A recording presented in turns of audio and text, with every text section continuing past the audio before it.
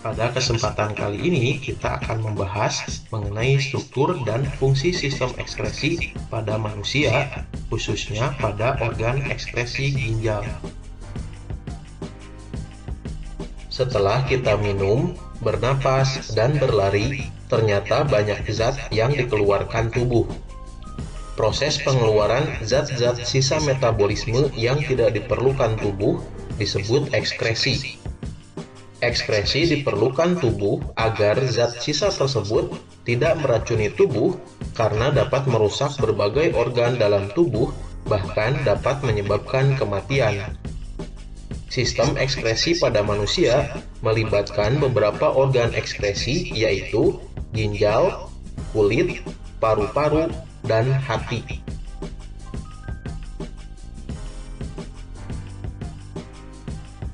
Ginjal Ginjal berfungsi untuk menyaring darah yang mengandung zat sisa metabolisme dari sel di seluruh tubuh. Ginjal terletak di kanan dan kiri tulang pinggang, yaitu di dalam rongga perut pada dinding tubuh bagian belakang atau dorsal.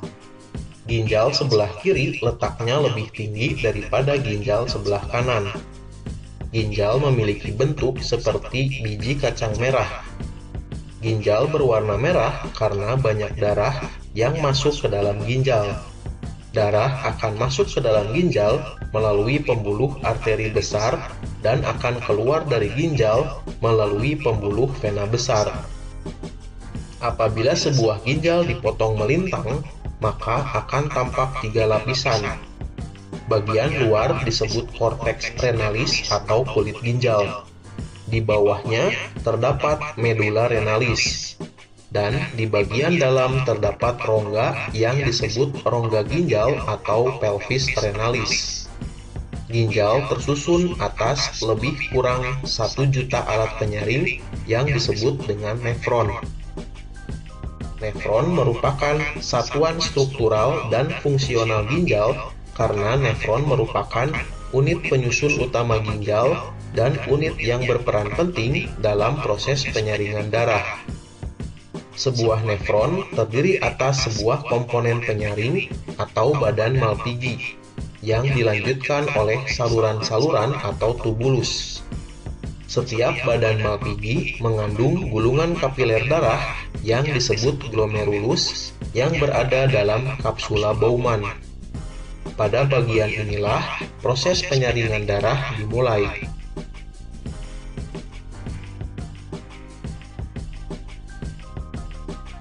Medula renalis atau bagian tengah ginjal tersusun atas saluran-saluran yang merupakan kelanjutan dari badan Malpighi dan saluran yang ada di bagian korteks renalis. Saluran-saluran itu adalah tubulus proksimal, lengkung Henle, tubulus distal, dan tubulus collectivus atau pengumpul yang terdapat pada medula.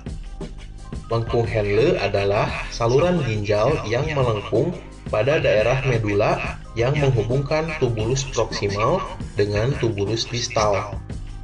Pelvis renalis atau rongga ginjal berfungsi sebagai penampung urin sementara sebelum dikeluarkan melalui ureter.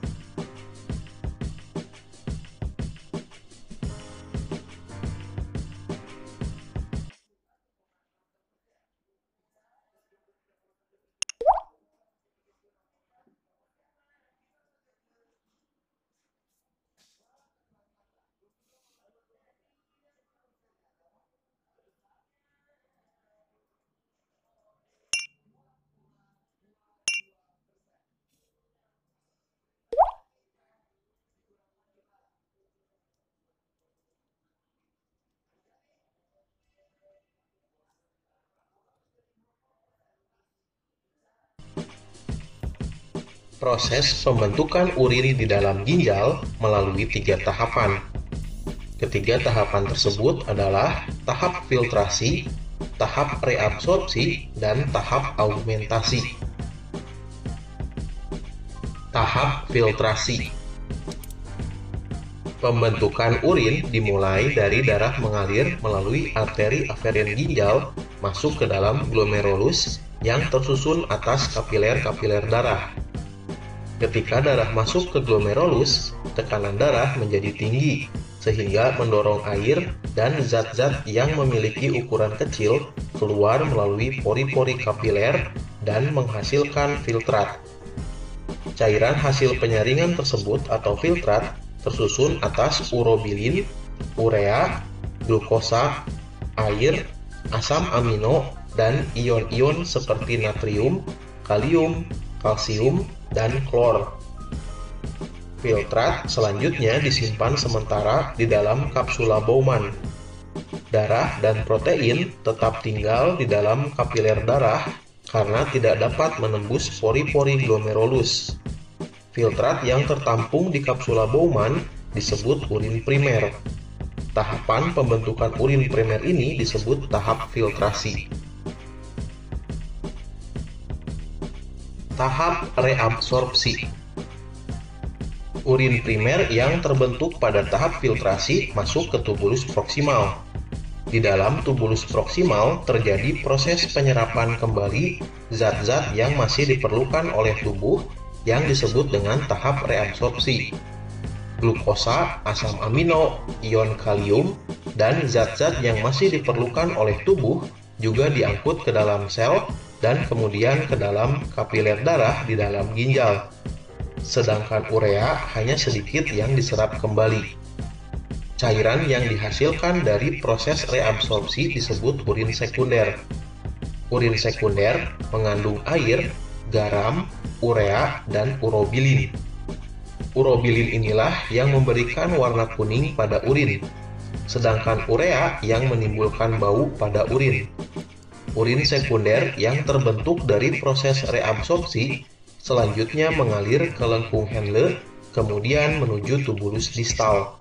Selama mengalir dalam lengkung Henle, air dalam urin sekunder juga terus direabsorpsi.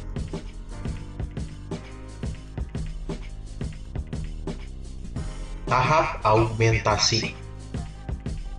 Setelah melalui lengkung Henle, urin sekunder sampai pada tubulus distal. Pada bagian tubulus distal masih ada proses penyerapan air, ion natrium, klor, dan urea. Pada tubulus distal terjadi proses augmentasi, yaitu pengeluaran zat-zat yang tidak diperlukan tubuh ke dalam urin sekunder. Urin sekunder yang telah bercampur dengan zat-zat sisa yang tidak diperlukan tubuh inilah yang merupakan urin sesungguhnya. Urin tersebut kemudian disalurkan ke pelvis renalis atau rongga ginjal. Urin yang terbentuk selanjutnya keluar dari ginjal melalui ureter, kemudian menuju kandung kemih yang merupakan tempat menyimpan urin sementara. Kandung kemih memiliki dinding yang elastis. Kandung kemih mampu meregang untuk dapat menampung sekitar setengah liter urin. Proses pengeluaran urin dari dalam kandung kemih disebabkan oleh adanya tekanan di dalam kandung kemih. Tekanan pada kandung kemih disebabkan oleh adanya sinyal yang menunjukkan bahwa kandung kemih sudah penuh. Sinyal penuhnya kandung kemih memicu adanya kontraksi otot perut dan otot-otot kandung kemih.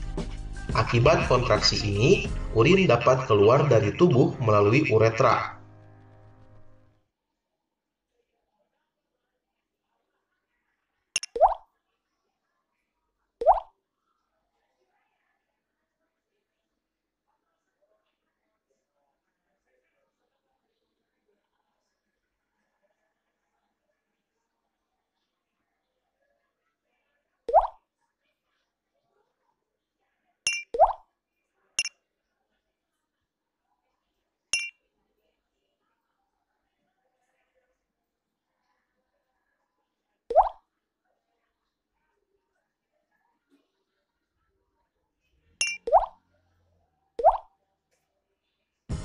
Pada kesempatan kali ini, kita akan membahas mengenai gangguan pada sistem ekspresi manusia dan upaya untuk mencegah atau menanggulanginya.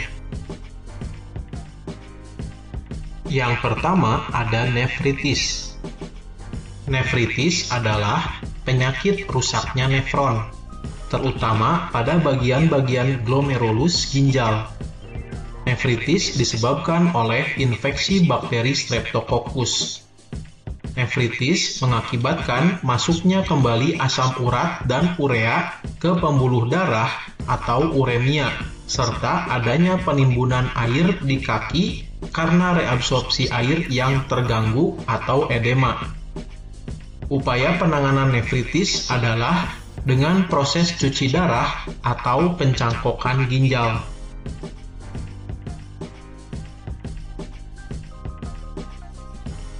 Yang kedua ada batu ginjal.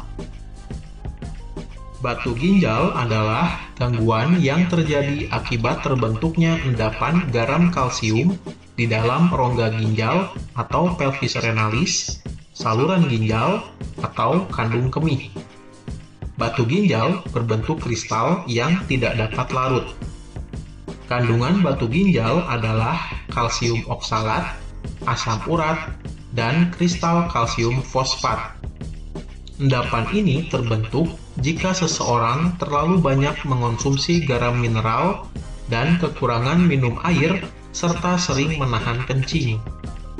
Upaya mencegah terbentuknya batu ginjal adalah dengan meminum cukup air putih setiap hari, membatasi konsumsi garam karena kandungan natrium yang tinggi pada garam dapat memicu terbentuknya batu ginjal, serta tidak sering menahan kencing. Batu ginjal yang kecil dapat saja keluar melalui urin, tetapi seringkali menyebabkan rasa sakit. Batu ginjal berukuran besar memerlukan operasi untuk mengeluarkannya. Yang ketiga ada albuminuria. Albuminuria merupakan penyakit yang terjadi akibat adanya kerusakan pada glomerulus yang berperan dalam proses filtrasi, sehingga pada urin ditemukan adanya protein. Albuminuria dapat terjadi akibat kurangnya asupan air ke dalam tubuh sehingga memperberat kerja ginjal. Mengonsumsi terlalu banyak protein, kalsium, dan vitamin C dapat membuat glomerulus harus bekerja lebih keras sehingga meningkatkan risiko kerusakannya. Upaya yang dapat dilakukan untuk mencegah albuminuria adalah dengan mengatur jumlah garam dan protein yang dikonsumsi, serta pola hidup sehat untuk mengatur keseimbangan gizi. Yang keempat ada hematuria. Hematuria merupakan penyakit yang ditandai dengan adanya sel-sel darah merah pada urin. Hal ini disebabkan penyakit pada saluran kemih akibat gesekan dengan batu ginjal. Hematuria juga dapat disebabkan oleh adanya infeksi bakteri pada saluran kemih. Upaya pencegahan hematuria dapat dilakukan dengan segera buang air kecil ketika ingin buang air kecil, membersihkan tempat keluarnya urin dari arah depan ke belakang untuk menghindari masuknya bakteri dari dubur, serta banyak minum air putih. Ketika seseorang sakit hematuria, maka penanganan yang diberikan adalah dengan memberi antibiotik untuk membersihkan infeksi bakteri pada saluran kemih.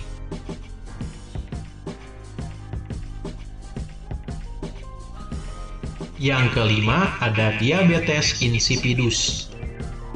Penyakit ini disebabkan karena seseorang kekurangan hormon ADH atau hormon antidiuretik.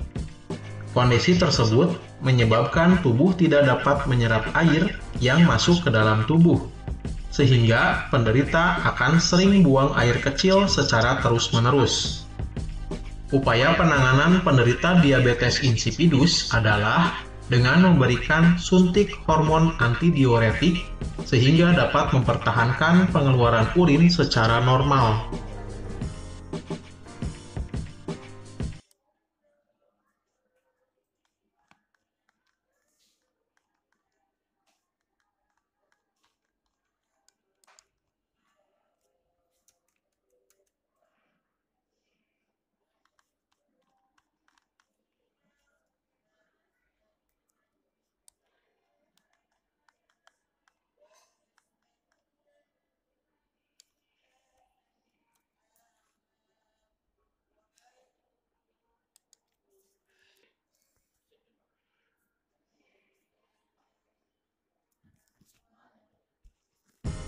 Pada kesempatan kali ini, kita akan membahas mengenai gangguan pada